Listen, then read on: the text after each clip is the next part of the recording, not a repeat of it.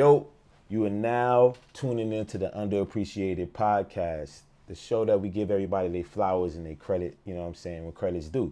But today is a special episode because as you can see, we in the telly right now. We in the bando. It's not really a bando because his room is pretty nice. But I got my boy. I had to catch him real quick while he's on tour. If you see the belts being here, you know who's here. You got my boy Swerve. You already know who it is. One half of Swerve In Our Glory. And yeah, I mean, athlete, actor. What else? What else do you do? Podcaster, musician, artist, all that, man. Doing everything.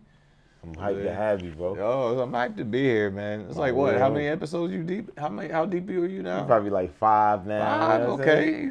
All right, you still getting your feet wet? Yep, getting my feet wet, getting in. So like Sw3rve podcast over here, we had like what, episode 65? Jeez. Yeah, 60.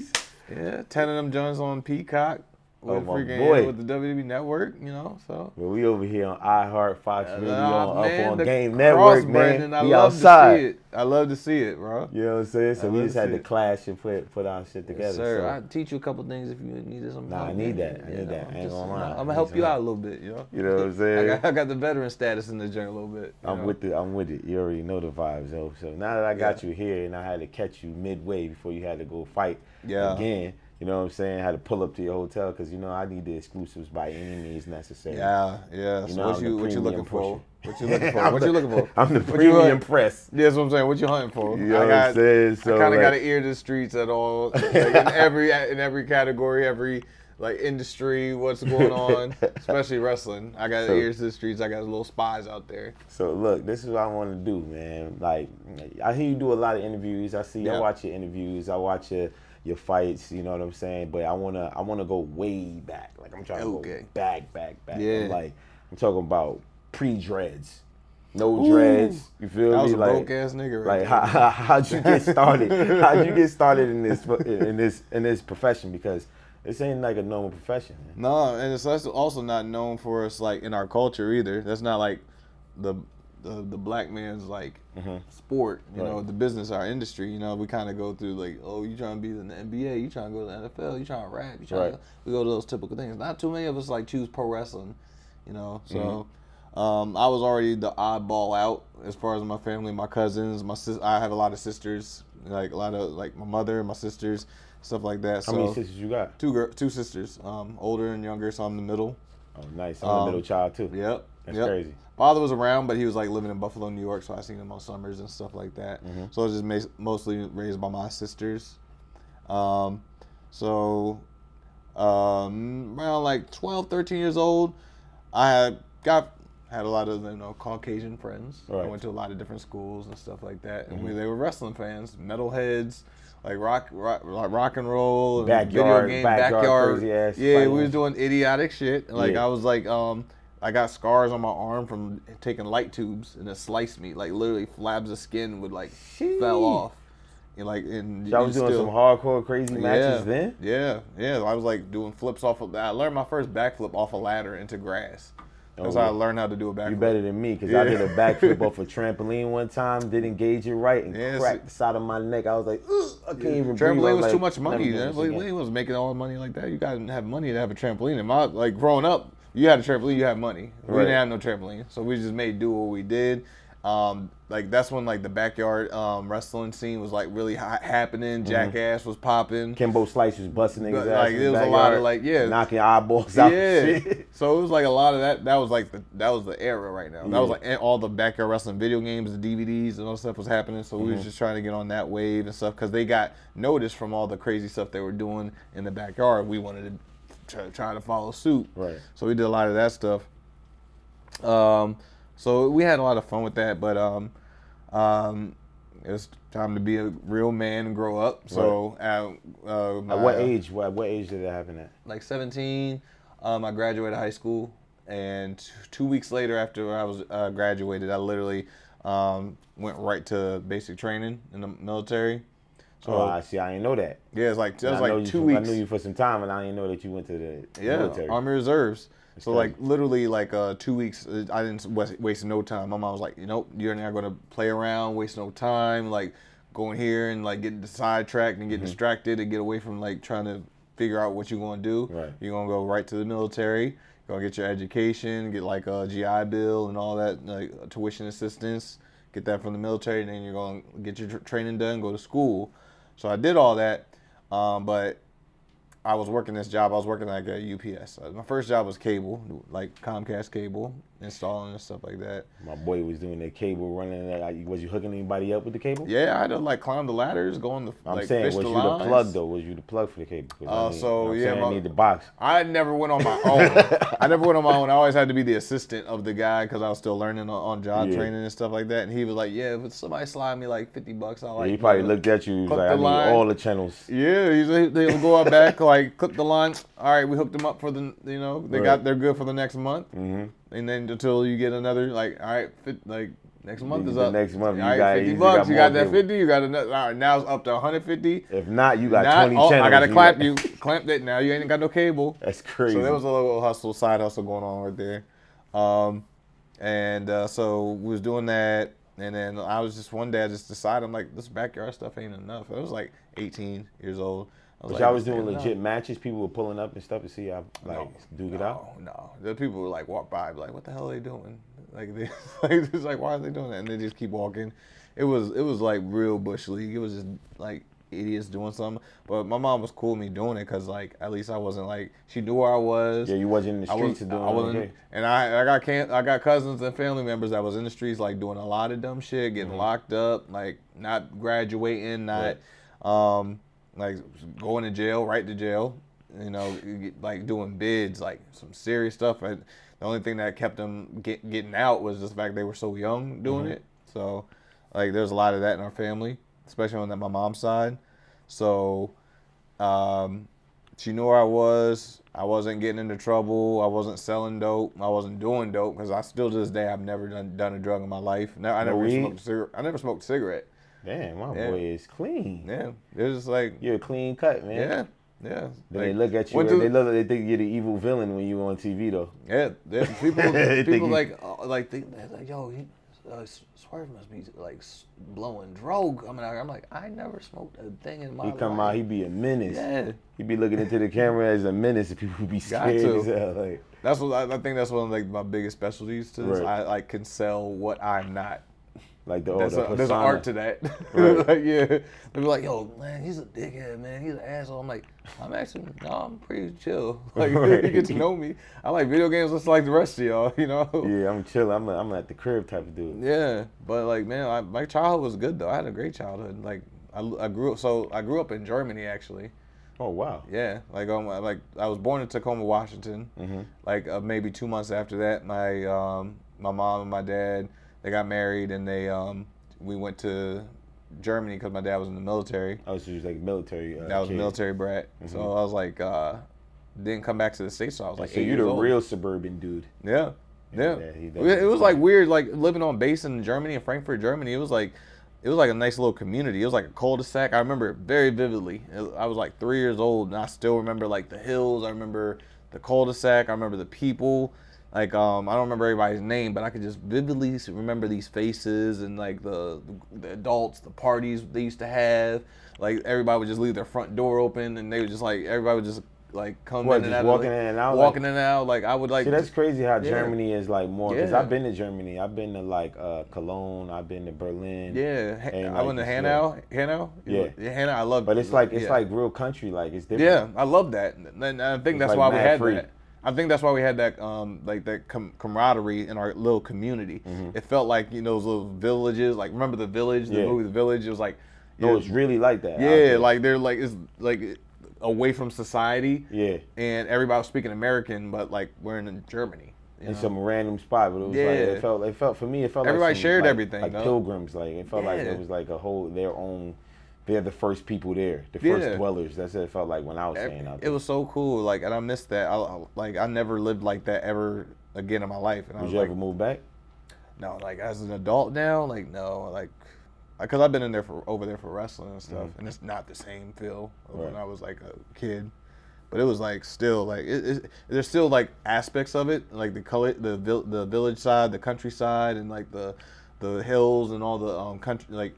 It's still there, but I don't think that feel for me when I was a kid. I don't have that feel for that it. same thing, right? No, it's not there anymore. But it's the like space. still. Yeah. I mean, the speed is a lot slower over there and stuff too. It's different. And like, especially when I was only there for business, so I'm always moving, you know, touring, you know, like shit like that. So when you was in school, like actually, cause you went to school out there too or not? Yep. I went to an American school though. Yeah, so because it was all on base, on military base. So it was like American teachers and like some were German teachers, but they would still teach American. Like some of the students was like German and American, some black, some like it was a mixed bag of everybody. Right. So I think like growing up, I was always like around a mixed bag of everybody. I wasn't just around a bunch of black kids. I wasn't around just a bunch of white kids. I did go to a school with like majority whites. I went to school with majority blacks in the hood. I've kind of bounced around a little bit. So you was able to communicate with everybody. I was like, that's kind of like me too. Yeah. You know, I got like the light skin cheat codes sometimes. The cheat code. And I be getting away with stuff. You know what I'm saying? Because they be like, is he black? Yep. Or is he Spanish? He might be half white. He has access. They were like, you take him for the month. Right. He's black for the month. So you take him. we don't claim him right now. Right. Yeah. Right. So when you went from basically doing the backyard stuff, right? Yeah. Like what was the turning point when you was like I feel like I could really do this. You know what I'm saying? Like I'm strong enough. I feel like I believe it. It was weird. I didn't feel like I could do it, but I felt like anything was better than what I was doing. Right. I was like waking up at like 2 a.m. to go to this job and like load trucks at UPS. And I just like literally was like, I don't want to do this anymore. I never went through the proper precautions to leave. I just never showed back up.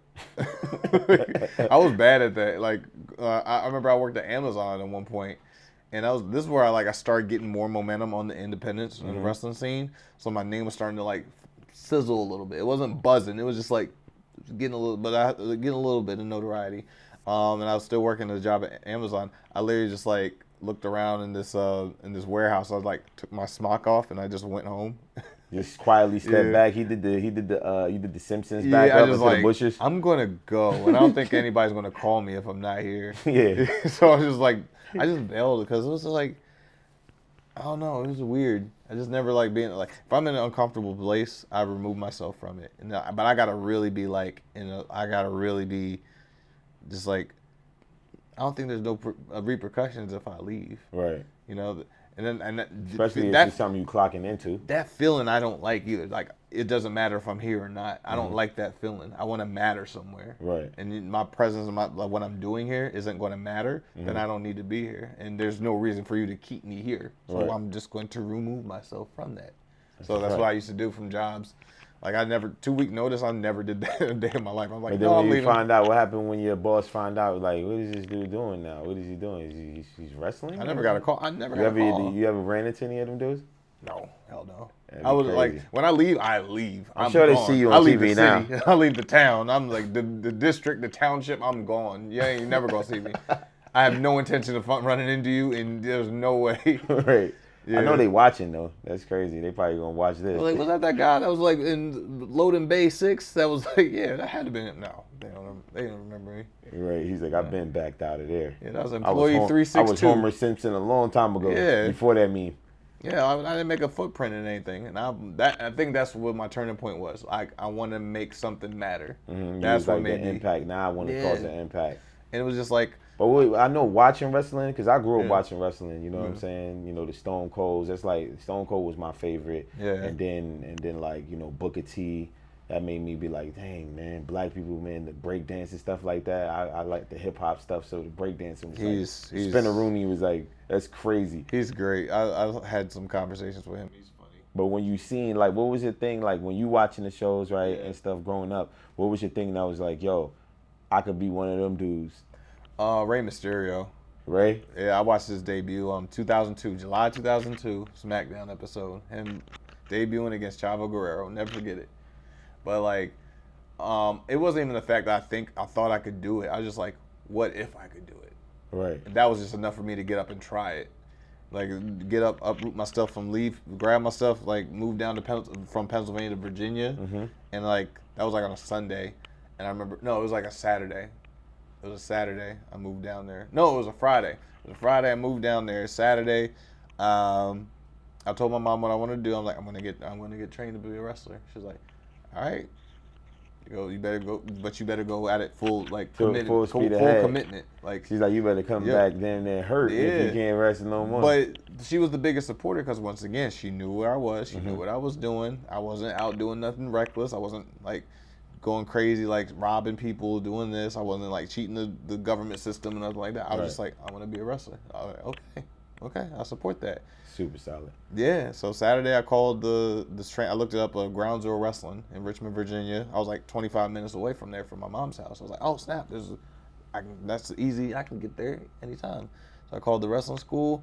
The dude picked up the phone, Dave McLeod, and they were at a show. They were actually running one of their shows at the time. He's like, come in on Tuesday, and I'll introduce you to everybody, and we can get started. I was like, Tuesday came. My mom drove me in, watched like half of my training session. Yes. And she left, and she was like, I'll pay for the first month tuition of training, and that gives you enough time to get a job, and you got it yourself. And I was like, okay. That was the deal. That's crazy. So then she was like, did you have to pay for those? Did you have to pay for those sessions? It was like a $1,500 tuition, but like they let you pay like $50 a week or however $100. That's fair though. Yeah, that's not, especially the stuff they're teaching you. Yeah, which that was actually one of the more fair like wrestling schools, because like back in the day, you go back to the 80s and 90s, wrestling, like it was like really carny business. They wanted to protect the business so much because they wanted to keep kayfabe, which is like the art of like keeping the secret of what pro wrestling is. We don't want to give up the secrets. Like, we don't want to give you the magic tricks and to see the strings of what we do.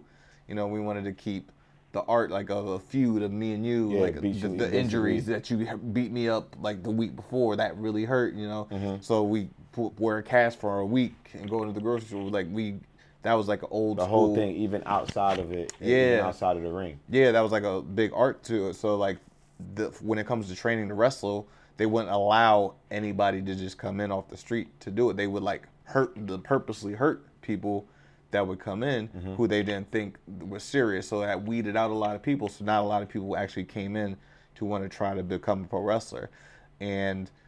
But that's not a good that's not a good business acumen, because then how's the school making money? Right. It's not, because nobody's coming and want to come in and get beat the hell up. For a living. You know, like Hulk Hogan got his like leg broke his first day of training just to see how serious he was. Yeah. Like Hulk Hogan came in and I forget the name of the trainer, but he came in his first day and they stretched him, which stretching means like they really like put holds on them for real to really make them tap out and stuff, and purposely hurt the trainees, and they end up breaking just to see how far you'd be willing to go before you just like say uncle. He didn't say uncle. He was like, no uncle. No, and then they came back the next day and sat in on training, and they were like, okay, this guy's serious. We're gonna actually take the time and train this guy. Now in today's world of wrestling, it's the business of just like, we want more people in because we need more money to keep this place up and running. So anybody gets trained. And wrestling isn't just for anybody. It's not for everybody. It's a passionate art form. It's physically demanding. You know, it's a lot you go through mentally as well. It's like, will mess you up, like physically, mentally, emotionally. Like there's a lot of like there's a lot of criminals in the wrestling business. Yeah, because I watched that. But I watched that show Behind the Ring, or the Dark Side of the Ring. Yeah. Yeah, and I didn't know any of that stuff. Yeah, the stuff on Vice, I was just like, damn, like depression, they go through like a lot of stuff. The drugs, abuse. Or turn to drugs because of the stuff they be going through. Then later on we figure out what CTE is, and then you can diagnose that to a lot of these older guys from the 70s, 60s, 80s. And why they acting why they were just doing crazy stuff in bars and stuff. Do you think Chris Benoit has CTE? There's a good chance, yeah. Yeah? I have to believe so. Yeah, because that's just too sporadic of like the saddest story ever, man. Just like all the stuff that they were putting in their bodies at the time is wild. So like, that's why like we're hearing those stories now, because it was such a protected business, and like you don't tell anybody, you don't tell this, you don't tell these stories. Now these stories are starting to come out now, which is affecting the business that we see now. It's altering it now. Right. Like we don't have these great minds in the industry anymore. Now we're moving. This is the first time in the industry is like we're on the other side of the progression of this of business. that sport itself. Yeah, we don't have the Pat Pattersons anymore. He died. You know, we don't have the Roddy Pipers. We don't have the Randy Savages. We don't have Super like OGs. The we don't originals. have these Gerald Briscoes and the Lex Luger Bruno still alive? Sammartinos. Is Lex Luger still alive? Yeah, he is. Yep. Yeah, we don't got But he's Bret, in a we don't got wheelchair. we don't got Bret Hart no more. No, we have Brett. Brett's We still do? alive. Yeah. Brett's Yeah. alive? Yeah. Damn. Yeah. I love He Bret just Hart. was there for Ric Flair's last match last week. Oh, he was. Yeah. But you were still losing a lot of these guys. Yeah, we losing those a great lot of good minds. guys. We're losing them. So now we got to move forward and push the business forward. What we do we got to push that to the next generation. Man, I know who passed that really bothered me. Razor Ramon.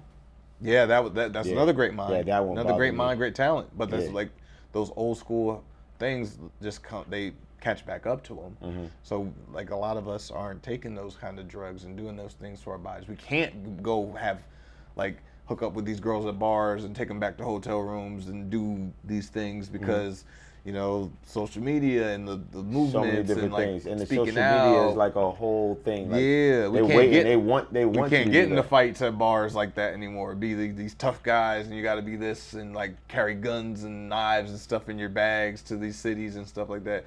Like you can't start riots in these cities. There's just so many different things that have to change that you just can't do anymore. Right. Yeah, so like, but getting back to where we were, it's just like that's why training is just so different now. Mm-hmm. Like some people, like you don't pay like a tuition, you just pay like $3,000 right here, boom, and then let you just go. It's like the full ride. If you complete the class, or is it like? Well, you it's just quit? $3,000, and you'll pay it, and then you won't learn anything. They'll just take the money and go. So if you quit, they're like, we got the bag. It don't. Yep, it don't matter. So like, but that would make you the trainers know who was serious. I about just have to getting get my this. money's worth. I'm definitely not leaving. Yeah. I don't care. I don't have to have my back. Yeah. My whole back would be messed up before I leave. There's an that interesting training. thing now because like now like it is so open. Like, hey, we'll train anybody. Like now Right. anybody can be a wrestler. Mm-hmm. You know, and No, like, that's why it's whack. It's Some not of it, whack. Some of it be whack though. there's just like it's too accessible, and I don't Right. like the fact like not anybody can just walk in the Eagles like training facility and And be just like, be like, I yo. want to play for the Eagles. Like you can't. I'm a just wide do that. receiver. Yeah, I'm like, you didn't earn the right to like you didn't Right. go to college. You ain't gone through like make All American like we did. You didn't do this in the SEC to get scouted and go Yeah, to the but draft. you had a long run Yeah. before you even, because people look at this stuff and they see these belts and stuff like that, and Yeah. they have no idea how long Man. you were wrestling prior to even being pro. The dude, like, so I went, like, I got trained in 2008. August of 2008, I had my first, like, training session. At And, full circle, we in August right now. yeah. That was 2008 in August. And then it wasn't until March of 2009 I had my first match. And it was a tag match. It was like, the gimmick was I was a Reverend J. Boog was this one who was already on the show. Mm-hmm. And they were going to put me with him. So I was this deacon. I was Deacon Strickland. You was you was a Deacon deacon. Yep. That's crazy. I can't wait for y'all to find the footage and do post edits and Yeah. like plug those pictures in. That's I gonna want be to see amazing. that. I want to see that. I need to see the deacon Swerve fit. That'd probably be wild. I didn't even become Swerve till like 2013, 2012, I believe. But yeah, it was like, so it was just something to get me on the shows, give me some experience. There's still some guys that I've known since then, 2009. I still know to this day. You know, that I'm like, they still keep in touch with me. I still keep in touch with my trainer, Ron Cromartie, Ron Cromartie is really where I actually learned. He was like the Pharaoh is his character at the time. He was the one where I really learned how to be a in-ring worker. Right. Because we were both basketball fans and we were both 2K fans, and that's when 2K became hot. Yeah, that was like in the beginning. That was like the 2K9, because it used to be NBA Live. Live At was least like for me, running Live for a minute, was like yeah. my thing first. But like 2K10 came out, and that was like with Kobe on the front and stuff. And because like 09 was the one with Garnett on the cover. I remember this vividly. And what we used to do when the school was empty on Saturdays, we didn't have shows or whatever. Me and him would like call each other up at like noon, head over to the school, I bring the PlayStation, I hook up the PlayStation, we play a game of 2K. Boom. Go in the ring, run a match for 20 minutes, and just on the fly, calling everything what came to our heads. And like we would hang out after, like after shows and after training, like me and him, And we would watch like Kurt Angle. He was a big Kurt Angle fan. Yeah, Kurt Angle. Kurt Angle. He was a Benoit fan. He was a A-Train Albert fan. He's goated. He's goated. Yeah, he was a Taz suplex. He was anybody who was like a suplex grappler guy. Yeah. That was his guy. I was the high flyer guy. I like the Rey Mysterios. I like the Edges. I like the Shawns. I like the Hardys, the Seidels. Sean Fire. Oh my God, yeah. Sean, his whole thing. Yeah. That shit is so dope to me. Yeah, so Shawn Michaels is those like, are my guys. I like the technicians a little bit too. Yeah. You know, like it's funny I'm naming these guys and I'm like friends with a lot of them. So right. Now you chill with them like on a regular. That shit yeah, I got like and text Edge like whenever I want to, which is wild to me still. But so we would like take these matches that we'd watch together and we'd go on the fly in 20 minutes and be like, oh, do the yada yada yada. Okay, cool. On the fly, boom, boom. We go like 20 minutes or whatever. Boom, match. Oh man, that was dope. Okay, so this is what you think. It's like your time, you need to get better at this. I'm like, okay, cool. Run another game of 2K right then and there.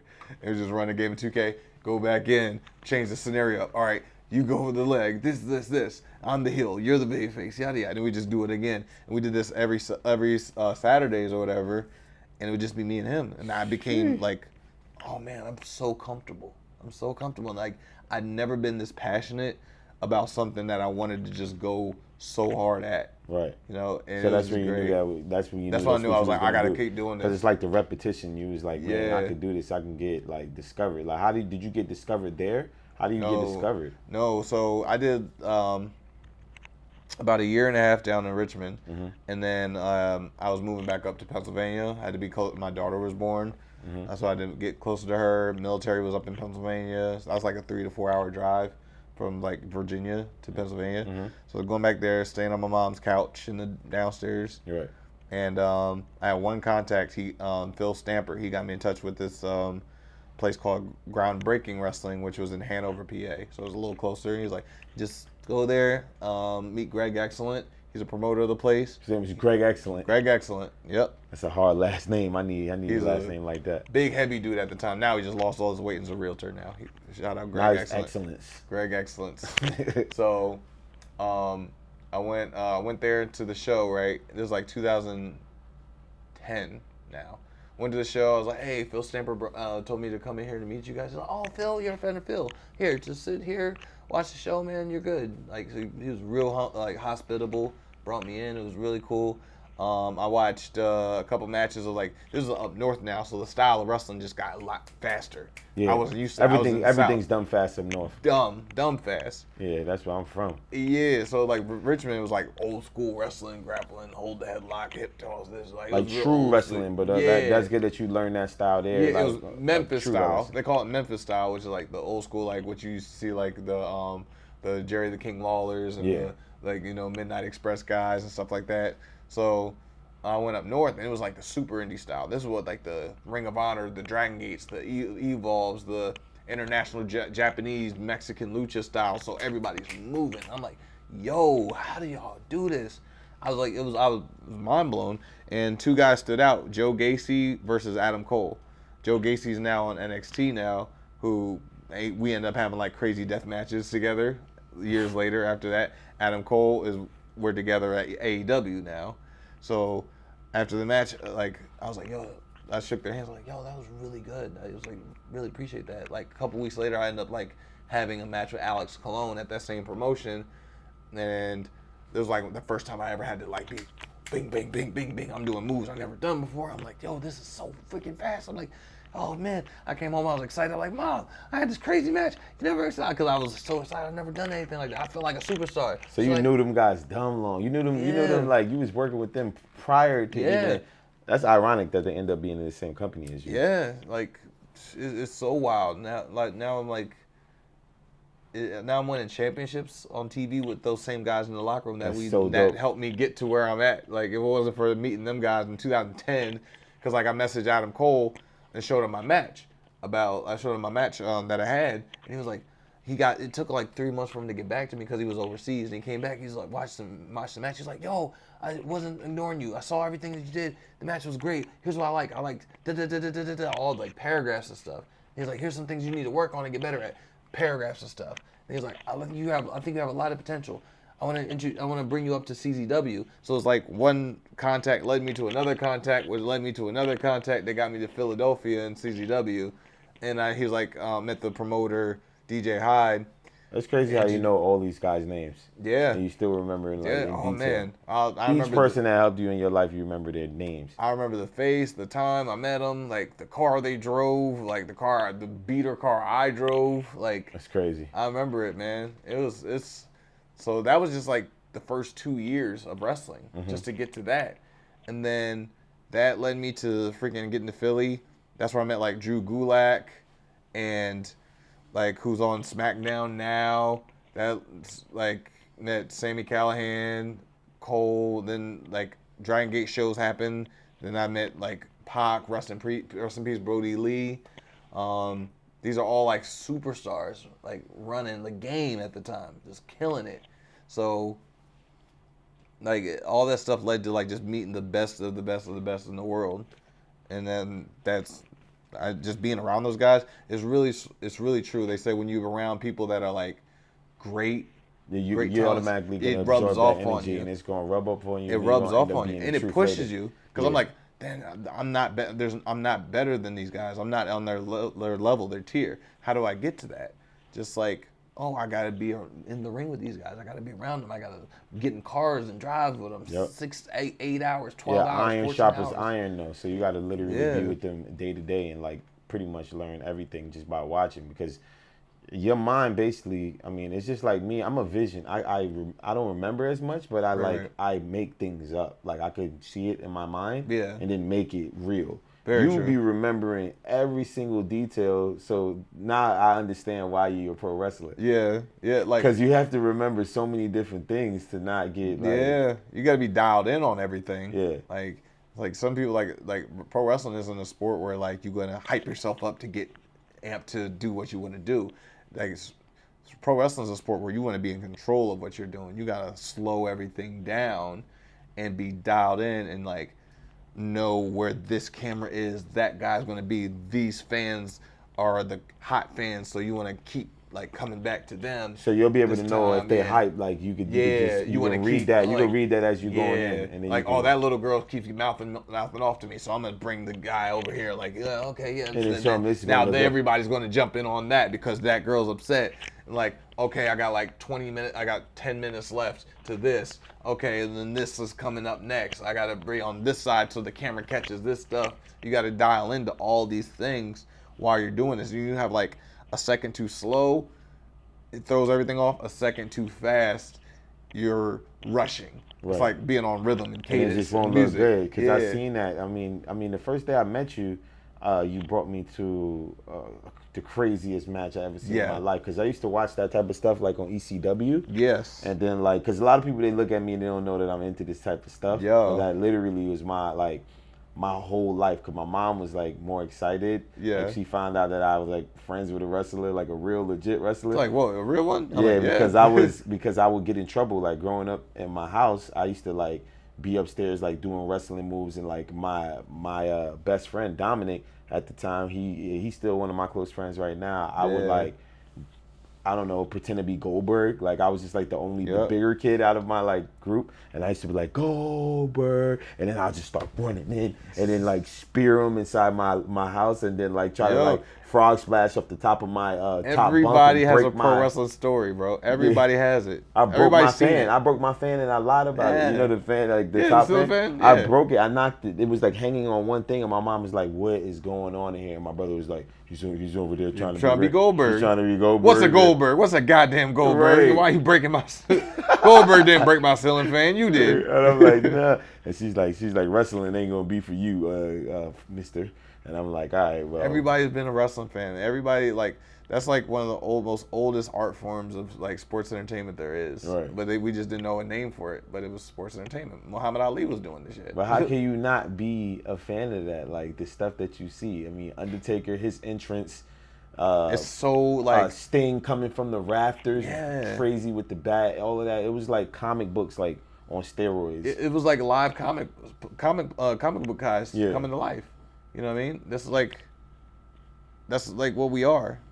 and that's why it's like the most interesting entertainment form. Like, because somebody compared to like, and it's not like going to a football game, because like regardless if Brett Favre throws a touchdown pass or not, in the crowd or the crowd is loud for it or not, he's still gonna go in and throw a touchdown pass. Right. It matter. If the crowd's down and nobody's like making noise or whatever, Aaron Donald's still gonna get a sack. He doesn't need the crowd for that. Right. It's good to get him up, like, because like you want the crowd because on your your side. energy is gonna give you the energy in order to score and perform on a high level. Yeah, those are professional like athletes of what they do. They're gonna do it. If they're by themselves, they're going to be great at, like, they train that all the time.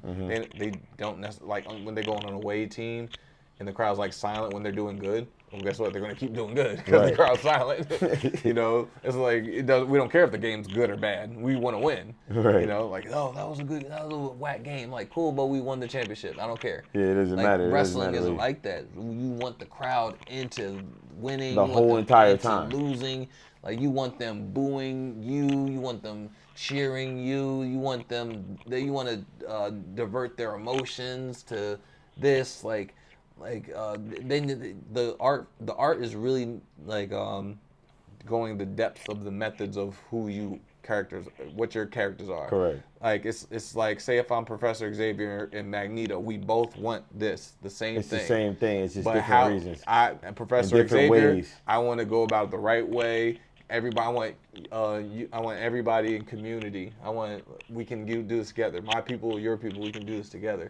Magneto's like, no, I need to wipe out all you people because this is the goal. It's the only way I can do it. Yeah, but we both want the same thing. Right. So that only wrestling can, like, you can manipulate the fans to actually feel and cheer for somebody.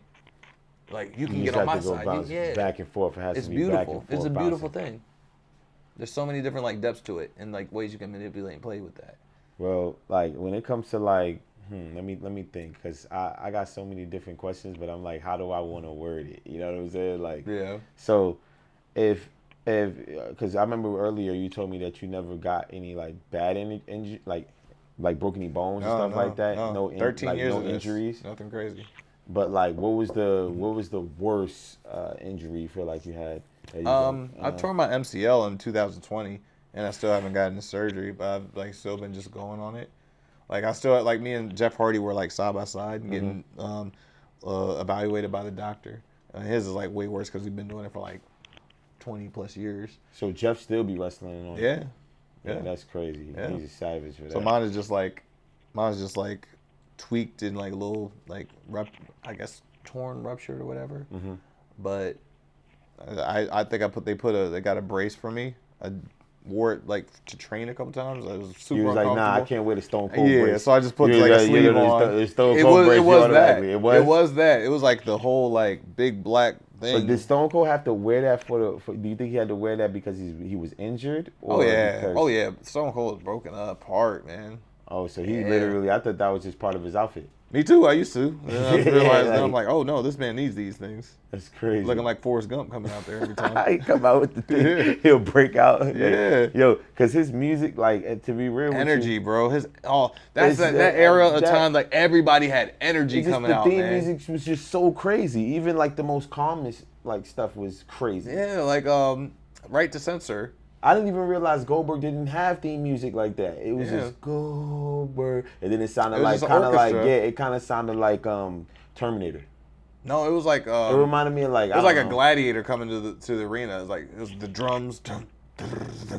Oh yeah, but it sounded like, I don't know. It sounded and like the horns came in like. Yeah, but that's why I don't know. It reminded me of Terminator a little bit. I don't know why. Oh, the yeah, you know the horns. Yeah, okay, yeah. But that's what you want. Like, that matched him. The energy that he came. Yo, man, like, the whole crowd used to be like, oh, somebody's going to get wrecked tonight. But now I'm seeing the different styles of it now. Like, I, as a kid, I didn't understand it. Like, some guys were talking to Mike a lot, and then some guys don't. And then now I'm not realizing, like, why I like Goldberg or why I like Shawn Michaels or why I like Bret Hart. It's all like this. They were all, like, different. It's all this mental manipulation, man. Like, and that's what made Vince McMahon such a genius with that thing. It's just like, I know what you need, and he would dress you up in this whole thing. It wasn't just like the look, what you did in the ring, how the music, all of that had to match. Right. And then that was the one and only person that came out with that. Like Shawn Michaels had the Sherry Martells and the girl with them and all this stuff, other stuff, and nobody else had that. I don't feel like the sauce is there. Like, you know, when people come out with girls, I don't think the sauce is there like it used to be. I mean, shout out Hit Row. They just debuted on SmackDown tonight. Wow, shout out Hit Row, man. They got a girl. Bree, shout out to Bree coming back in. That's tough. AJ and Tahuti or Ashante. Yeah, you introduced me to AJ. Yeah. Yeah, he's cool, man. Man, top dollar. So they about to like put for the people that don't know, that Swerve was in a group called Hit Row over at WWE. Yeah. You know what I'm saying? Like, unfortunately, they let my boy go, but that was the biggest mistake of their whole life because, as you can see, my boy's a big champ already. You know what I'm saying? I win a championship every company I go to, so it was only a matter of time. Right. And apparently in AEW, I had the second fastest debut to winning a championship in the company's history. Sheesh. So, like... That's how you're supposed to flex. That's the real flex up. Which is funny because like when I debuted and like it was like on Orlando, you were there, Revolution, Revolution pay-per-view 2022. Super fire. And people in the comment section were like, "Oh, I'm so happy he's here. He's happy here." Like, I don't think he's cool. I don't know. I'm like, I just like comment and just say bet. Just keep moving. Just comment right. Yeah. Now they whole story. I guarantee. Because I love keeping receipts. And now they waiting outside of the arena. Yeah. Yeah. Now you want my autograph? I'm like, okay, no, I was that dude that was gonna. Yeah, I was that dude. Yeah, and then I was just another guy on the roster. But then we still, theme music has always been the major part. I didn't even know how big it was a part of wrestling until like it's just drilled into my psyche, and I didn't realize how big it is. Until like we worked on something together, and you was like, "Yo, we did a theme song together." Like I'm a huge fan of wrestling, and then ended up working with you. And I'm like if it wasn't for the homie to introducing us, that's crazy. It's wild because that was a crazy series. It's of things these connects, man. Like remember, like that's how it goes. Like one contact brings you to another contact. Mm-hmm. It's there. Go get it. Right. It's not that hard. Like I never understood that about like. People who are like 1 degree away from achieving something that they were looking to get, but they're just because it's ego though. A lot of stuff is you think it's ego based. Yeah, people don't be wanting. Or do you think it's fear? It might be a mixture of both. Because I think a lot of people are afraid. A lot of the time fear comes from ego too, or ego comes from fear. That's true. You know what I'm saying? Because a guy want to be a macho man and end up being he just scared really. Yeah, like. But it's like that one feeling of like, oh, go talk to that girl. Ah, man, I can't. Like that's I'm like, what the, go do it. Like people like what keeps you from like all the excuses that keeps you from doing something. Mm-hmm. Like I wish we'd flip that and give the excuses why we should do it. You know what I mean?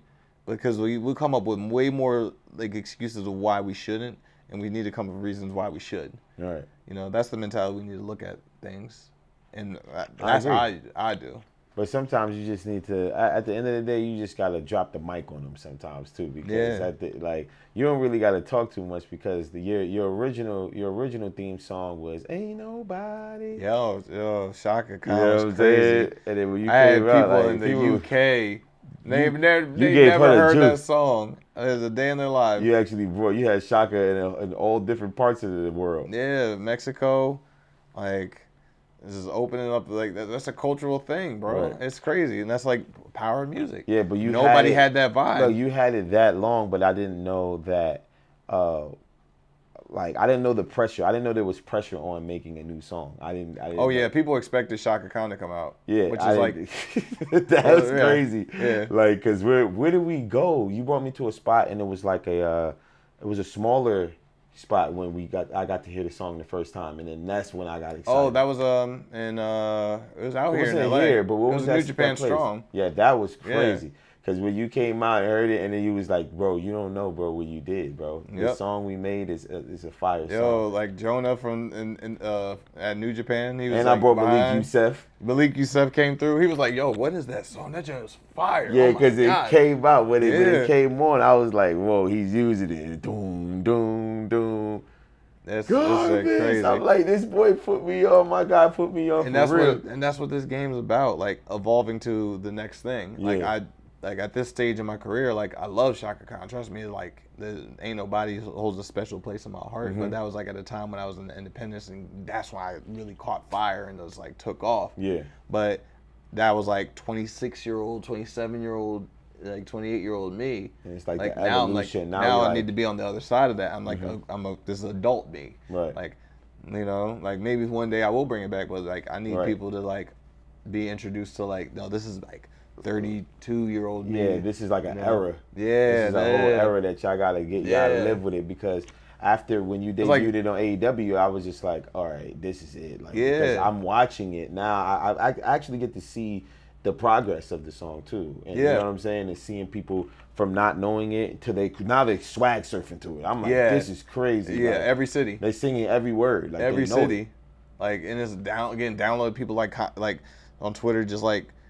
But on the first day, when you showed me you told me to just go on Twitter, there was like, oh, Swerve already has the best theme song in wrestling. Like, I was like, this is crazy. Like, 'cause nobody else sounds like that, and that's what I wanted. I wanted nobody else to like sound like me, look like me, wrestle like me, be able to do what I do inside the ring, outside the ring, all the like the podcasting and like the music, like collabing all these things together. That's like a media mogul type thing. That's why like the mogul Swerve Strickland. It's like an actual real thing that I'm trying to pull off with this. Right. No, it can go as big as I want it to go. You know, and like.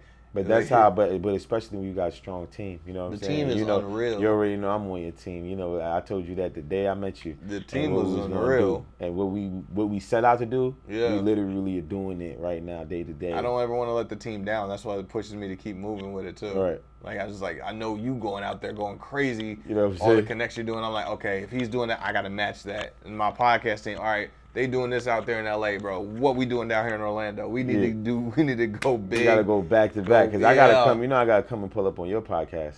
Oh yeah. It's always there. Yeah, the story. Like we just had Chris Jericho on the last one. That was the last one we did in his house. Chris Jericho pulled up to the house. Shoot. This man had Tony Khan at his house. Like, that's another level. Jacksonville Jaguar owner. I'm like billionaire at the crib. He pulled up. Shoot, people are like, oh man, I might not do the podcast, man. I don't think I'm gonna do it. I'm like, oh cool. Hey, Tony Khan, Jacksonville Jet, y'all want to do it? Yeah.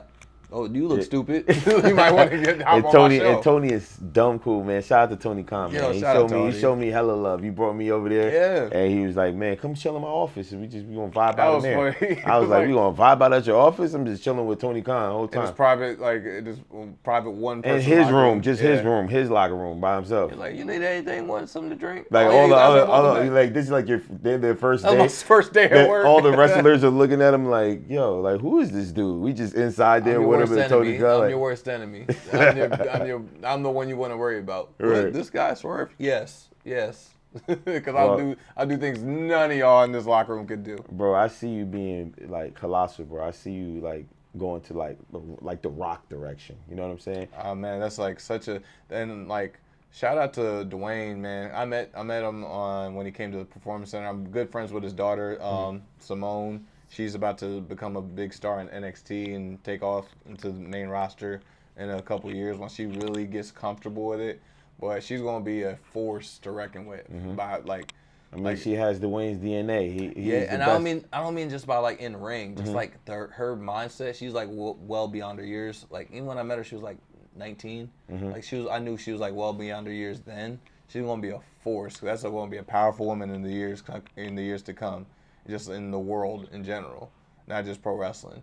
So like shout out Simone. Just meeting Dwayne is like, man, he set the bar so high. That's my favorite. That's like my favorite all around wrestler. And not just one move. That's my favorite wrestler all around as far as everything. You feel a force being around that guy. Right. You know, like I'm like, damn, like.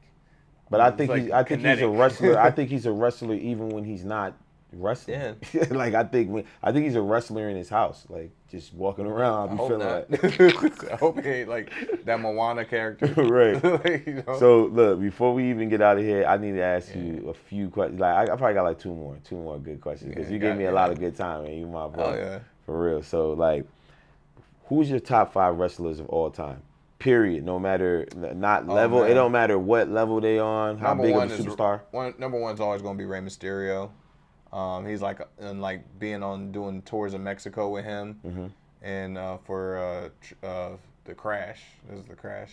Mm-hmm. And him, like he's like an uncle to me now. Like he was like the reason I like started watching wrestling and jumping into like actually I can do this. I want to do this and play video games and like he's the reason I did this. You know, he has a daughter named Aaliyah. I named my youngest daughter Aaliyah. You know, has a huge influence on my life, and me being able to express that to him, like, was so great. And then like him, like truly being meet your heroes, that whole thing. He was better than that.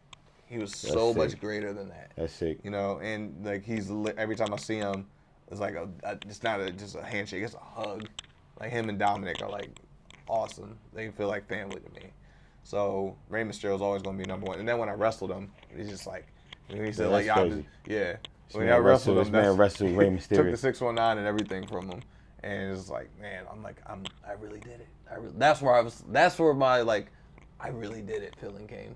Like I've won championships. I beat Matt Riddle for titles. I'm Darby's and like. But then he's like, I really wrestled Rey Mysterio. Yeah, winning titles on NXT, like coming back to Triple H and Shawn Michaels and stuff. He's like, the frog splash god. He's definitely the frog splash god. Yeah, like coming back to those guys, like Rey Mysterio, when I feel like I made it when I wrestled him. So that's your number one. Number one, Edge. Edge is 2. Edge is like another. I talked on the phone with him for like 30 minutes. He's more of a recent guy. That's crazy too. Yeah. So Edge, who you got number 3? Shawn Michaels, easily. 4 is, I would say, Austin Aries is one of my he was like the first big indie guy. Ring of Honor like DVDs, doing like the rounds and stuff. He's the one I just gravitated to like first.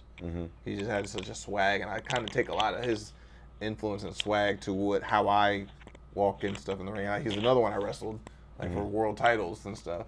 So he's a big influence on my indie run. 5 is always tough. It's like the 5th one's always tough because it could be like a new dude, or it could be an older guy. It can be. I'd say Yamato. Yamato is like a very unique Japanese Dragon Gate style wrestler. Wow. He doesn't do a lot of flashy stuff, but everything he does is just so forceful. It's just move. He doesn't like have a drawback and go. He just go. Right. And there's like very few people that can do that. And he's just another one that brings like a flair to a different flair. It's just like a different type of flair, swag to him. I'll tell you my top 5. Yeah. My top 5 is The Rock, Ultimate Warrior. Yep. Stone Cold. Rest in peace, Ultimate Warrior. That's my shit. Shaking his head. Yeah, Ultimate Warrior, number 3. Stone Cold, number 4. He's the one person I haven't met yet. Yeah, Stone Cold, holla at my boy. We gotta meet my boy Swerve. You gotta meet my boy Swerve, man. Bro. Yeah, so Stone Cold, number 3. Number 4, Shawn Michaels. Shawn's incredible. Number 5, Sting. You met Sting. Yep, I met Sting, and that was crazy to meet Sting. It was crazy to get the fist bump from him after our match. Yeah, that was like, weird. Yeah, that was weird meeting Sting, because all I can remember is him, like, how hard it was when they would just, the lights are cut out and he just comes from he's up the top and he drops down from the thing. That they don't do that, bro. That's just fire. Well, it's kind of hard to do it now because, like, you know, like the accidents with that stuff. Yeah, there's too much stuff. Like, they were just risking their lives in the 90s. I do miss that, though. Yeah, I do 90s, 2000s was like, okay. Yeah, I think that, like, arenas outlawed that now. You can't do it. Well, I really believe so. Well, if you could tell, this is my final question. If you could tell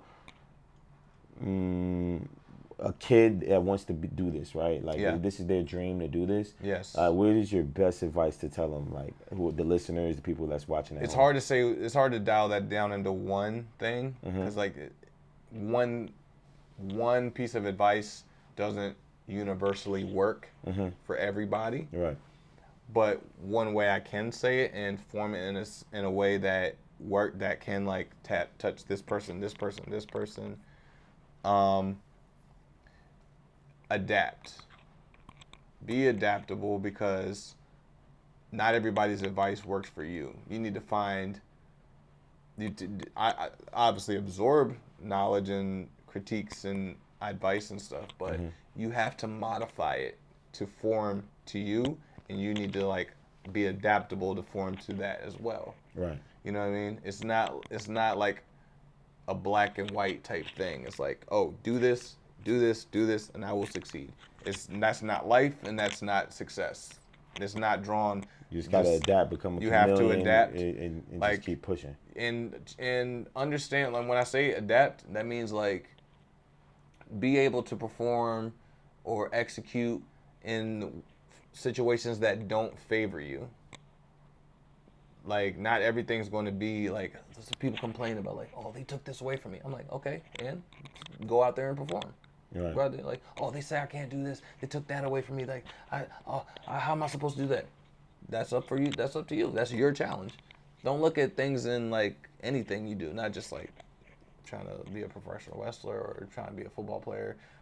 Like even if like I go back to football and all this stuff, you're not always going to get the right formation and defense to run this play. Right. You're gonna have to audible. You know, you're gonna have like to. Things ain't going to always be like that. You never know. It's gonna be on the fly. Me and Jericho, we talked about this on the podcast. Like pro wrestling and other forms, it's just so parallel with other forms of entertainment. We have the same type of like rhythms, and then we go on the same type of like different challenges. Like comedy, you're not going to have the same. Like when you go to a different city, you're not going to be able to tell that same joke the same way to the same audience. You got to adapt. You got to play with. Like you got to go. You got to use the jokes you have in the back pocket. You know, pull out different things. You got to ad lib a little bit. You got like this guy's heckling. Like, oh man, I couldn't get my joke off because that guy was like, well, handle that. Do that. You're a comedian. You control the stage. You got to figure it out. You know what I mean? Yeah. Like, oh, my mic was a little whack. Oh well, drop and start yelling. Like you have to adapt. You be able to perform like when in situations that don't always favor you and put you in like the best position to win. Because nobody's going to want to put you in. I wouldn't say nobody, but there's going to be a lot of times when people don't want you to win. So they're going to put you in little shitty situations to see how to see if you fuck up. They're waiting for it. Right. Man, you could tell there's been so many times at NXT they like gave me like, all right, you got 4 minutes and you're losing. Try to go get over. I'm like, on live TV, I'm like, I could be a real asshole and just walk out and just be like, I quit. Be like, or be like, trying to make my statement because, oh, y'all trying to sabotage me. And then there's like, I can go to the other side of my brain and be like, you know what, Swerve? Of course they're trying to sabotage you. That's why they put you in that. But they know that you can pull this off. So now, I go out there, freaking kill it, boom, boom, boom, boom, come to the back, look Triple H dead in his eye, be like, all right, what's next? Yeah, and that's what it's about. Not a frown. I'm not mad. No, I want to see what else you give me because I'm ready to knock that out of the park too. Yep. And that's where you win people over. Yep. That's what take the small fries to the big guys. You know what I'm saying? Yep. So the key word is adapt. And do it with confidence. Swerve is confident. Swerve confident, baby. That's what it's all about. Well, you already know. I just got to leave you with this. You know what I'm saying? And I haven't told you this before, but on the behalf of the podcast and the Underappreciated Podcast Show, yes, sir. You are appreciated, my brother. All the stuff that you've done. I watched everything that you've done. Love it. In the time that I've known you, you've helped me out. You put me on TV. You've done a lot of things for me. Man. And I appreciate that. You know what I'm saying? And we're going to keep going crazy. We're going to keep running it out. That's what it's all about, bro. And you got the tag team champion belt right here. And when Keith Lee not here, you know I got you. Man, yo, that's my guy. You dig? Yes. Garbage, top rope, catch a vibe, catch a foot.